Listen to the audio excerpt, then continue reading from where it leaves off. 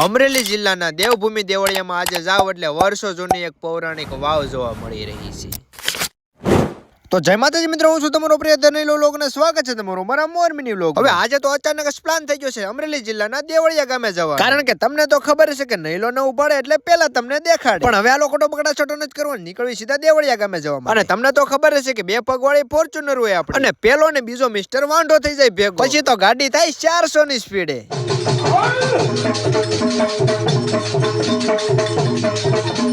ગામ કણકોટ અને સીધા આવી જાય ગામ દેવળિયામાં। અને હા મિત્રો, આ વાવની મુલાકાત આપણે કરાવવાના છે દીઘુભા। તો હાલો ખોટો બગડા છોટો નથી કરવાનો ને ફટાફટ તમને કરાવી દઉં વાવની મુલાકાત। તો મિત્રો, લોકો દ્વારા કહેવામાં આવે છે કે આ વાવ 650 વર્ષ આશરે જૂની જોવા મળી રહી છે। અમરેલી જિલ્લાના દેવભૂમિ દેવળિયામાં એક આસ્થાનું કેન્દ્ર જોવા મળી રહ્યું છે, અને આ ગામના લોકો દ્વારા સતત મહેનત દ્વારા એક પ્રવાસીનું સ્થળ જોવા મળી રહ્યું છે। જેવા તમે વાવની નીચે એન્ટ્રી કરો છો એટલે પથ્થરના પગથિયા અને પથ્થરોની દિવાલો જોવા મળી રહી છે। અને મિત્રો, આપણે ઘણી બધી આવી વાવ જોઈ છે, પણ આ વાવ લોકોના ભાવ અને પ્રેમથી આજે ઉજળી જોવા મળી રહી છે।